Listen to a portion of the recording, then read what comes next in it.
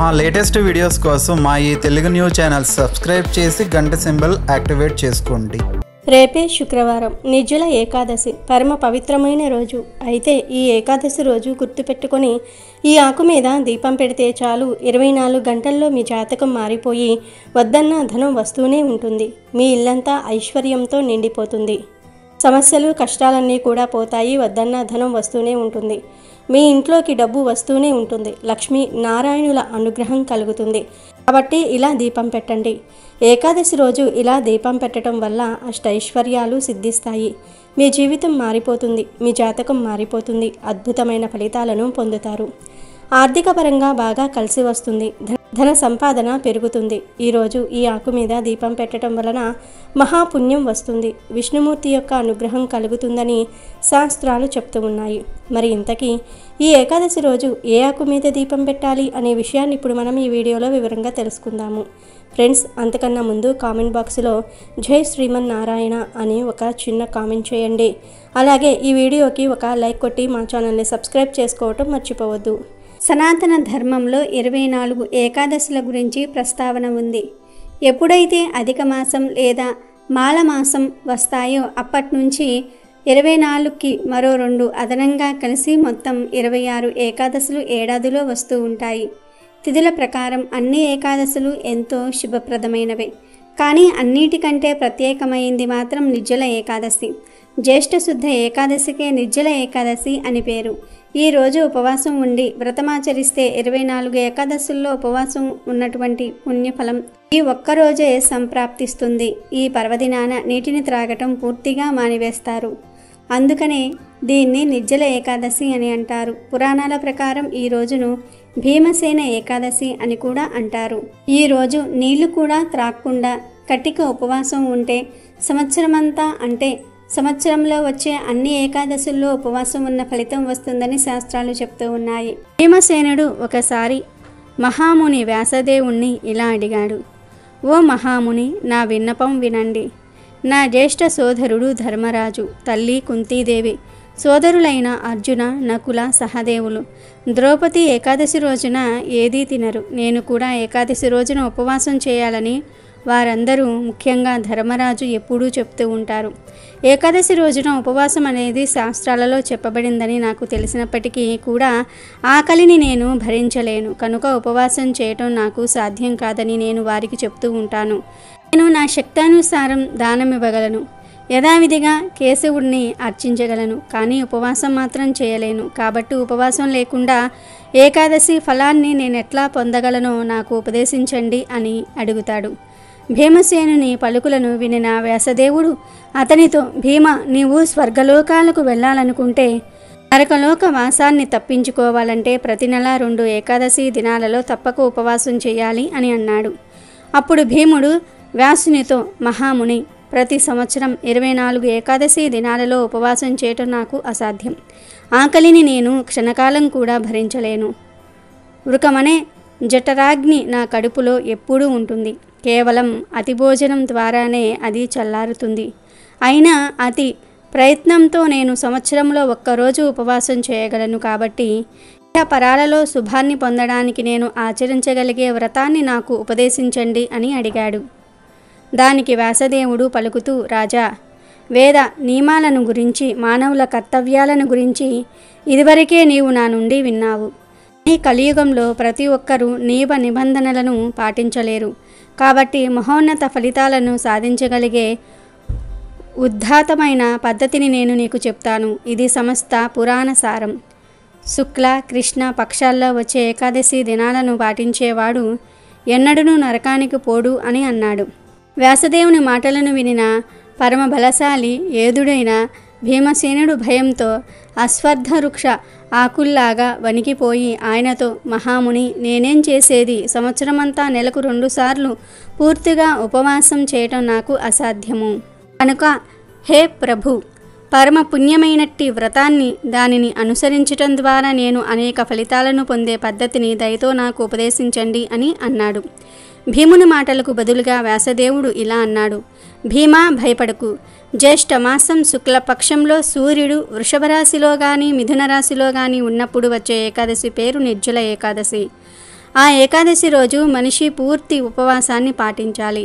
మంచినీళ్ళైనా త్రాగరాదు. ఆ రోజు ఆచమనం చేసినప్పుడు ఆవగింజ లేదా బంగారు కణిక ముని గంటంత జలంతో మాత్రమే ఆ కార్యాన్ని పూర్తి చేయాలి. అంత స్వల్ప జలాన్ని అరచేతిలో వేసుకొని గోకర్ణాన్ని తాకే విధంగా దానిని పట్టుకోవాలి. అంతకంటే ఎక్కువగాని తక్కువగాని జలాన్ని త్రాగితే అది సూరాపానంతో సమానమవుతుంది. ఆ ఏకాదశి రోజు ఏదీ తినకూడదు, లేకపోతే వ్రత భంగమవుతుంది. ద్వాదశి రోజు సూర్యోదయం వరకు మంచినీళ్ళైనా త్రాగకూడదు. మనిషి ఈ విధంగా ఈ ఏకాదశిని నిర్జలంగా పాటిస్తే సంవత్సరంలోని అన్ని ఏకాదశులను పాటించిన ఫలితాన్ని పొందగలుగుతాడు. ద్వాదశి రోజు తెల్లవారుజామున అతడు స్నానం చేసి బంగారాన్ని జలాన్ని బ్రాహ్మణులకు దానం ఇవ్వాలి. ఆ తరువాత అతడు బ్రాహ్మణులతో కలిసి ఆనందంగా భోజనం చేయవచ్చును. భీమసేన, ఈ ఏకాదశిని పాటించటం ద్వారా వచ్చే పుణ్యాన్ని ఇప్పుడు విను. ఈ ఏకాదశిని పాటించటం ద్వారా సంవత్సరంలోని అన్ని ఏకాదశులను పాటించిన ఫలం దక్కుతుంది. శంఖచక్ర గద పద్మధారి అయిన విష్ణు భగవానుడు ఒక్కసారి నాతో పలుకుతూ, సర్వధర్మాలను విడిచి నాకు శరణాగతుడై ఈ నిర్జల ఏకాదశిని పాటించే వ్యక్తి నాకు అత్యంత ప్రియమైనవాడు. అతడు నిశ్చయంగా సకల పాప విముక్తుడవుతాడు. స్నానం చేయటం ద్వారా ఎవ్వరునూ పరమగతిని పొందలేరు. స్మార్థ విధిని అనుసరించటం ద్వారా ఎట్టి లాభాన్ని పొందలేరు. నిజానికి దూషితమైన కలియుగంలో వేదిక ధర్మ నియమాలు లుప్తమై ఉంటాయి అని అన్నాడు. వాయునందన, ఇంతకన్నా నీకు చెప్పేదేమున్నది? ఏకాదశి రోజులలో భోజనం నిషేధించబడింది. నిర్జల ఏకాదశి రోజు జలపానం కూడా నిషేధించబడినది. ఈ ఏకాదశిని పాటించటం ద్వారా మనిషి సకల తీర్థక్షేత్ర దర్శన పుణ్యాన్ని పొందుతాడు. అటువంటి వ్యక్తికి మరణ సమయంలో భీకర అకారులైన యమదూతలు కనబడరు. దివ్య రూపధారులైన విష్ణుదూతలు వచ్చి అతనిని విష్ణులోకానికి తీసుకుని పోతారు. ఈ ఏకాదశి వ్రతం తర్వాత జలాన్ని, గోవులను దానం చేసేవాడు సకల పాప విముక్తుడవుతాడు అని వ్యాసుడు భీమునికి చెప్పాడు. ఆ రోజు నుండి భీమసేనుడు నిర్జల ఏకాదశిని పాటించటం ఆరంభించాడు. అందువలనే ఇది పాండవ నిర్జల ఏకాదశి లేదా భీమసేన ఏకాదశి అని ప్రసిద్ధి చెందింది. ఈ ఏకాదశిని పాటించటం ద్వారా సుమేరు పర్వతమంతటి లేదా మందర పర్వతమంతటి పాపమైన భస్మమైపోతుంది. నిర్జల ఏకాదశి రోజు చేసే తీర్థ స్నానం, దానము, వేద మంత్రోచ్చారణము, యజ్ఞ నిర్వహణం వంటి పుణ్యకార్యాలు నశింపులేనివిగా ఉంటాయి. ఈ ఏకాదశి మహిమను భక్తితో చదివేవాడు లేదా వినేవాడు వైకుంఠ లోకానికి వెళ్తాడు. ప్రతిమతో కలిసినట్టి అమావాస్య వ్రతాన్ని పాటించటం ద్వారాను, సూర్యగ్రహణ సమయంలో పితృతర్పణముల ద్వారాను లభించే ఫలం కేవలం ఈ ఏకాదశి మహిమను వినటం చేత కలుగుతుంది. ఇక ఎంతో పవిత్రమైన ఈ ఏకాదశి రోజు ఒక ప్రత్యేకమైన ఆకు మీద దీపం పెడితే చాలు, మీ జీవితం అద్భుతంగా మారిపోతుంది. మీకు ఉండే కష్టాలన్నీ కూడా పోతాయి. మీ ఇల్లంతా ఐశ్వర్యంతో వెలిగిపోతుందని శాస్త్రాలు కూడా చెప్తూ ఉన్నాయి. మరి ఆ ఆకు ఏమిటి అంటే మందార ఆకు. అవును, ఈ ఏకాదశి రోజు మందార ఆకు మీద దీపం పెడితే చాలు, మీ జీవితం అద్భుతంగా మారిపోతుంది. మీకు ఉండే సమస్యలన్నీ కూడా తొలగిపోతాయి. లక్ష్మీ నారాయణుల అనుగ్రహం కలుగుతుంది. మీరు ఈరోజు గుడికి వెళ్ళినప్పుడు ఆ గుడిలో ఈ ఆకు మీద దీపాన్ని వెలిగించవచ్చు.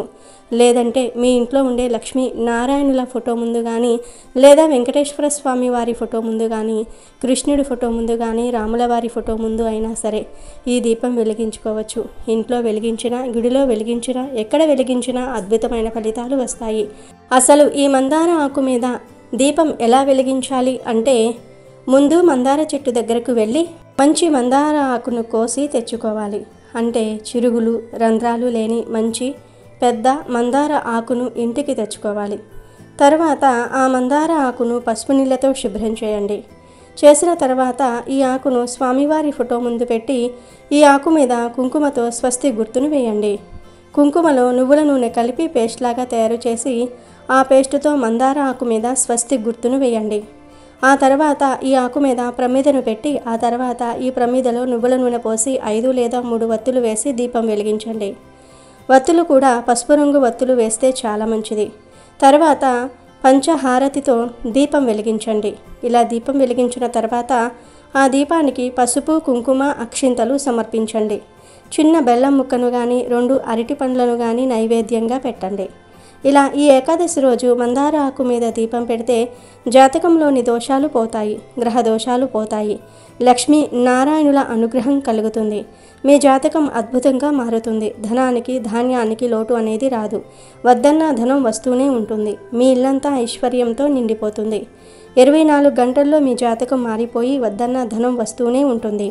కనుక ప్రతి ఒక్కరూ కూడా ఈ ఏకాదశి రోజు మందార ఆకు మీద దీపం పెట్టి శుభ ఫలితాలను పొందండి. విష్ణుమూర్తికి ఎంతో ఇష్టమైన నిర్జల ఏకాదశి రోజు ఈ ఆకును తింటే సంవత్సరం అంతా శుభం జరుగుతుందని పండితులు చెప్తూ ఉన్నారు. ఈ రోజు కుదిరిన వారు ఆలయానికి వెళ్తే మంచిది.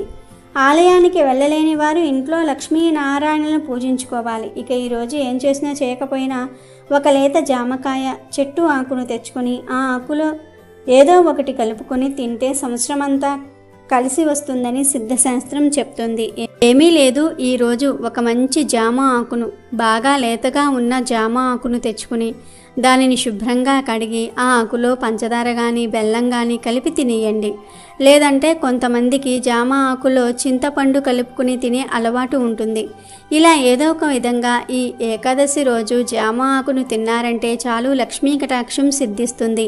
ఇలా తింటే సంవత్సరమంతా మీకు కలిసి వస్తుంది. గంటలో శరీరంలోని చెడు దరిద్రమంతా కూడా పోతుంది. సంవత్సరం అంతా ఎటువంటి ఆరోగ్య సమస్యలు రాకుండా ఉంటాయి. ఒంట్లో ఉండే అన్ని రకాల చెడు శక్తులు పోతాయి. కాబట్టి ప్రతి ఒక్కరూ కూడా ఈ విధంగా రేపు ఏకాదశి రోజు ఈ ఆకును తిని సంవత్సరమంతా ధనధాన్యాలకు లోటు లేకుండా సంతోషంగా జీవించండి. ఈ ఏకాదశి రోజున చేసే విష్ణు పూజలకు కోటి జన్మల పుణ్య ఫలితాన్ని పొందవచ్చు. కాబట్టి ఈ ఏకాదశి నాడు తప్పకుండా విష్ణుమూర్తిని కానీ వెంకటేశ్వర స్వామిని కానీ పూజించండి. ఈరోజు పూజ చేసే ఆడవారు తలస్నానం చేసి ఇల్లంతా పసుపు నీళ్లు చల్లుకుని ఇంట్లో స్వామివారికి పూజ చేయాలి. స్వామివారికి అత్యంత ప్రీతికరమైన వాటిల్లో తులసి దళాలు ఒకటి. కాబట్టి మీ పూజ గదిలో ఉన్న స్వామివారి పటం ముందు కొన్ని తులసి దళాలను పెట్టి స్వామివారికి దీపారాధన చేయండి. అప్పుల సమస్యలతో బాధపడేవారు ఈరోజు 11 యాలకులను ఒక దారానికి గుచ్చి ఒక యాలకుల మాలను తయారు చేసి ఆ యాలకుల మాలను స్వామివారి పటానికి వేయండి. ఈ రోజున స్వామివారికి యాలకుల మాలను సమర్పిస్తే అప్పుల సమస్యలన్నీ కూడా తొలగిపోతాయి. ఇక స్వామివారికి నైవేద్యంగా ఒక బెల్లం ముక్కను నివేదించండి. ఇంకా ఏకాదశి స్వామివారిని పూజించేటప్పుడు ఓం గోవిందాయ నమః అనే మంత్రాన్ని చదువుతూ పూజ చేయండి. చివరిగా స్వామివారికి హారతి ఇచ్చి నమస్కారం చేసుకోండి. ఈ విధంగా స్వామివారిని పూజించుకొని ముఖ్యమైన నియమాలను పాటించడం ద్వారా మీ జీవితంలో ఉన్న కష్టాలన్నీ కూడా తొలగిపోయి స్వామివారి అనుగ్రహంతో ఐశ్వర్యం సిద్ధిస్తుంది. ఏకాదశి రోజున పసుపు రంగు వస్త్రాలను వేసుకుంటే జాతక దోషాలన్నీ కూడా తొలగిపోతాయి. అంతేకాదు ఈ ఏకాదశి రోజున తులసి దళాలను కొయ్యకూడదు. కాబట్టి పూజలో ఉపయోగించే తులసి దళాలను ఒకరోజు ముందుగానే సిద్ధం చేసుకోండి. ఏకాదశి రోజున తలకు నూనె రాయకూడదు. ఏకాదశి రోజున తలకు నూనె పెట్టుకుంటే ఆయుష్ తగ్గిపోతుందని అంటూ ఉంటారు. మీ ఇంట్లో ఆదాయానికి మించిన ఖర్చులు ఉంటే ఈ ఏకాదశి రోజున మీ ఇంటి గుమ్మానికి నిమ్మకాయలు కట్టుకోండి. అలా కట్టడం వలన మీ ఇంటికి ఉన్న డబ్బు సమస్యలు తొలగిపోతాయి. పవిత్రమైన ఈ ఏకాదశి రోజు మీరు గుప్పెడు తులసి ఆకులు తీసుకొని స్నానం చేసే నీటిలో వేసుకుని స్నానం చేయటం వలన శ్రీ మహావిష్ణువు ఆశీస్సులు కలుగుతాయి. అంతేకాదు మీ శరీరంలోని వ్యాధులన్నీ కూడా నయమవుతాయి. మీ దేహానికి నూతన శక్తి వస్తుంది. దరిద్రం మొత్తం పోయి పట్టిందల్లా బంగారమే అవుతుంది. ఇలా స్నానం చేస్తే మీ నాడీ వ్యవస్థను, శరీరాన్ని తులసి ఆకులలోని ఔషధ గుణాలు శుద్ధి చేసి నూతన చైతన్యాన్ని కలిగిస్తాయి. కాబట్టి ఎంతో పవిత్రమైన ఏకాదశి రోజు ప్రతి ఒక్కరూ కూడా ఇలా స్నానం చేసే ముందు బకెట్లో గుప్పిడి తులసి ఆకులు వేసుకుని చిటికెడు పసుపు కూడా వేసుకుని స్నానం చేయండి. తులసి ఆకులు అందరికీ అందుబాటులో ఉంటాయి. తులసితో స్నానం చేస్తే శరీరం శుద్ధి అవుతుంది. ఈరోజు ఎవరైతే ఈ మంత్రాన్ని ఉదయం 3 సార్లు, మధ్యాహ్నం 3 సార్లు, రాత్రి పడుకునే ముందు 3 సార్లు జపిస్తారో అలాంటి వారి పాపాలన్నీ కూడా పోయి మోక్షంతో పాటు మహాపుణ్యం వస్తుంది. సకల సంపదలు కలిగేలాగా శ్రీ మహావిష్ణువు లక్ష్మీదేవి దీవిస్తారు. ఆ మంత్రం ఏమిటంటే ఓం లక్ష్మీ నారాయణ నమో నమః. ఈ మంత్రాన్ని ఈరోజు జపిస్తే సకల శుభాలు కలుగుతాయి. ప్రత్యేకించి ఏకాదశి రోజు ఉదయం స్నానం చేసుకుని చక్కగా మంచి దుస్తులు ధరించి దగ్గరలో ఉండే వేప చెట్టు దగ్గరకు కానీ ఉసిరి చెట్టు దగ్గరకు కానీ వెళ్ళండి. వెళ్ళి ముందు ఆ చెట్టుకు చెంబుడు నీళ్లు సమర్పించండి. తర్వాత వీలు కుదిరితే చెట్టు చుట్టూ 11 ప్రదక్షిణలు చేయండి. అలా ప్రదక్షిణలు చేసిన తర్వాత చెట్టును 11 సార్లు తాకండి. అలా తాకేటప్పుడు మాకు ఉన్న కష్టాలన్నీ పోవాలి, మా ఇంటికి లక్ష్మీదేవి నారాయణుడితో సహా వచ్చి తిష్ట వెయ్యాలి, మాకు ధనలాభం కలగాలని సంకల్పం చెప్పుకోండి. ఆ తర్వాత కాసేపు ఆ చెట్టు కింద కూర్చోండి. 2 నిమిషాలు కూర్చొని చెట్టు నుండి వచ్చే గాలిని పీల్చండి, ప్రకృతిని ఆస్వాదించండి. ఇలా ఎప్పుడో ఒకసారి అయినా సరే ప్రకృతితో సమయం గడిపితే మనసుకు చాలా ప్రశాంతంగా ఉంటుంది. దాని వలన చాలా రకాల రోగాలు పోతాయి. ముఖ్యంగా ఏకాదశి రోజు వేప చెట్టును లేదా ఉసిరి చెట్టును తాకితే లక్ష్మీదేవి అనుగ్రహం, విష్ణుమూర్తి అనుగ్రహం కలుగుతుంది, చాలా మంచి జరుగుతుంది. ఉసిరి చెట్టును శ్రీ మహావిష్ణువు స్వరూపంగా భావిస్తారు. ఉసిరిక లక్ష్మీదేవికి ఎంతో ఇష్టమైనది. ఈ చెట్టును శ్రీ మహావిష్ణువు రూపంలో ఎక్కువగా ఆరాధిస్తూ ఉంటారు. ఉసిరికాయల మీద ఒత్తులు పెట్టి వెలిగించే సాంప్రదాయం కూడా ఉంది. ఉసిరి చెట్టులో ఎన్నో ఔషధ గుణాలు ఉన్నాయి. ఆయుర్వేదంలో వాడే ప్రసిద్ధ ఔషధమైన త్రిఫల చూర్ణంలో ఉసిరి పొడి కూడా ఒక భాగం. ఉసిరి చెట్టును పూజిస్తే సమస్త విష్ణు క్షేత్రములయందు విష్ణు పూజ చేసిన ఫలం లభిస్తుంది. ఉసిరి చెట్టు అంటే విష్ణువు ఒక్కడికే కాదు, శివుడికి కూడా చాలా ఇష్టం. పూర్వం శ్రీ లక్ష్మీదేవి భూమిపైకి వచ్చింది. ఆ సమయంలో శివకేశవులను పూజించాలనుకుంది. ఇద్దరినీ ఒకే సమయంలో పూజించాలని అనుకుంది. అప్పుడు ఆమె ఉసిరి చెట్టును ఎంచుకుని ఉసిరి చెట్టును పూజించి శివకేశవుల అనుగ్రహాన్ని పొందిందని పురాణాలు చెప్తూ ఉన్నాయి. శివకేశవులు ఉసిరి చెట్టులో నివసిస్తారని ఈ కథ ద్వారా తెలుస్తుంది. అంతేకాదు ఉసిరి చెట్టు దిగువ భాగంలో బ్రహ్మ కూడా ఉంటాడని విశ్వాసము. ఉసిరి చెట్టు క్రింద పురాణ కాలక్షేపం చేస్తే జన్మజన్మల పాపాలు పోతాయి. అంతేకాదు వేప చెట్టు కూడా ఎంతో విశేషమైనది. హిందూ ధర్మంలో కొన్ని చెట్లు పూజనీయమైన చెట్లుగా, పవిత్రమైన చెట్లుగాను గుర్తించబడ్డాయి. వాటిల్లో వేప చెట్టు కూడా ఒకటి. వేప చెట్టు ఆరోగ్యపరంగా మేలు చేయటమే కాకుండా వాస్తుపరంగాను అనేక ప్రయోజనాలను చేకూరుస్తుంది.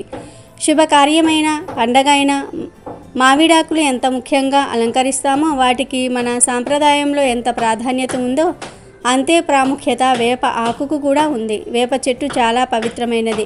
వైద్యంలో దీన్ని పాత్ర గురించి కౌటిల్యుడు అర్థశాస్త్రంలో వివరించాడు. మన ప్రాచీన ఆయుర్వేదంలో కూడా వేప గురించి అనేక రుజువులు ఉన్నాయి. భూమి మీద అమృతం చుక్కలు పడితే అది వేప చెట్టుగా మొలిచిందని పురాణాలలో కథలుగా వ్రాశారు. వేప చాలా విధాలుగా పనికి వస్తుంది. వైద్యదేవుడైన ధన్వంతరిగా వేపనే కొలుస్తారు. ఎవరైతే జీవితం మొత్తంలో ఒక్క వేప చెట్టును నాటుతారో వాళ్ళు స్వర్గానికి తిన్నగా చేరుకుంటారని శాస్త్రం చెప్తుంది. కాబట్టి మీరు కూడా రేపు వేప చెట్టును లేదా రాగి, ఉసిరి చెట్లను ఏకాదశి రోజు టచ్ చేసి శుభ ఫలితాలను పొందండి. ఈ కలియుగంలో చాలామందికి ఏకాదశి ప్రాముఖ్యత తెలియటం లేదు. ఏకాదశి రోజు రకరకాల తప్పులు చేస్తూ ఉన్నారు. ఏకాదశి అంటే ఏక ప్లస్ దశ అంటే 11 అని అర్థం. 5 జ్ఞానేంద్రియాలు, 5 కర్మేంద్రియాలు, ఒక మనసు, ఈ 11 ఉండబట్టే మన జీవితం ముందుకు నడుస్తుంది. ఈ 11 ఇంద్రియాలను పవిత్రంగా అదుపులో ఉంచుకోవటమే ఏకాదశి. నాలుక, ముక్కు, చెవి, కన్ను, చర్మం ఇవి 5 జ్ఞానేంద్రియాలు. వీటి వలనే మనకు సెన్స్ తెలుస్తుంది. ఏకాదశి రోజు ఈ 5టిని పవిత్రంగా ఉంచుకోవాలి. నాలుకను పవిత్రంగా ఉంచుకోవడానికి మాంసం, మద్యం, తాంబూలం వేసుకోవటం, పరుల తిండిని ఏకాదశి రోజు పక్కన పెట్టేయాలి. అలాగే చెవి, ముక్కు, కన్ను, చర్మం వీటికి సంబంధించి కూడా పవిత్రంగా ఉండాలి. అంటే ఇరుగు పొరుగు వారి మీద చాడీలు వినకుండా, చూడకూడనివి చూడకుండా ఉంటే అప్పుడు ఈ జ్ఞానేంద్రియాలను పవిత్రంగా ఉంచుకున్నట్లు అవుతుంది. అలాగే ఏకాదశి రోజు అసలు అభ్యంగన స్నానం చేయకూడదు. అంటే తలంటు స్నానం చేయకూడదు. ఎందుకంటే అది భోగదాయకం. అలాగే ఏకాదశి రోజు క్షవరం చేయించుకోకూడదు. తల మీద నీళ్లు పోసుకుని స్నానం చేయొచ్చు. మృత్తికా స్నానం చేస్తే ఇంకా మంచిది. మృత్తికా స్నానం అంటే మట్టిని, నువ్వుల పిండిని, ఆవు పేడను ఈ మూడిటిని కలిపి ఒంటికి పట్టించుకొని స్నానం చేస్తే దానిని మృత్తికా స్నానం అంటారు. ఈ 3 పదార్థాలు దివ్యమైన ఔషధ గుణాలను కలిగి ఉంటాయి. ఈ మృత్తికా స్నానం చేసే శరీరానికి చాలా మేలు జరుగుతుంది. వాక్కు, చేతులు, కాలు, మలద్వారం, మూత్రద్వారం ఈ 5 కర్మేంద్రియాలు. ఈ కర్మేంద్రియాలతో కూడా ఎటువంటి తప్పులు చేయకూడదు. అంటే పరులను నిందించకూడదు, బాధ పెట్టకూడదు. పాషాండులతో చర్చలకు, వాదనలకు దిగకండి. అలాగే దశమి రాత్రి నుండి ద్వాదశి రోజు పారణ చేసే వరకు బ్రహ్మచర్యం పాటించాలి. ఇలా ఈ తప్పులు చేయకుండా ఉండగలిగితే గనుక జ్ఞానేంద్రియాలు, కర్మేంద్రియాలు, మనసు ఇవన్నీ పవిత్రంగా ఉంటాయి. ఇది ఏకాదశి చేసే పద్ధతి. దీనితో పాటు ఏకాదశి పూజ చేసుకోవాలి. ఏకాదశి ఉపవాసాన్ని 12 ఏళ్లలోపు పిల్లలు, 65 ఏళ్లు దాటిన వృద్ధులు చేయకూడదు. ఏకాదశిని గృహస్థులు, బ్రహ్మచారులు, సన్యాసులు, వితంతువులు ఎవరైనా సరే చేసుకోవచ్చు. ఏ కులం వారైనా సరే చేసుకోవచ్చు. కాబట్టి ఆరోగ్యపరంగా, ఆధ్యాత్మిక పరంగా ఎన్నో ప్రయోజనాలు అందించే ఏకాదశిని ఎవ్వరూ వదలవద్దు. ఏకాదశిని ఆచరించి శుభ ఫలితాలను పొందండి. విష్ణుమూర్తి అనుగ్రహంతో సంతోషంగా జీవించండి. అమెజాన్లో బెస్ట్ డిస్కౌంట్స్ కోసం వీడియో డిస్క్రిప్షన్లో లింకు ఉంది, చూడండి. అలాగే మా టెలిగ్రామ్ ఛానల్ సబ్స్క్రైబ్ చేసుకోండి.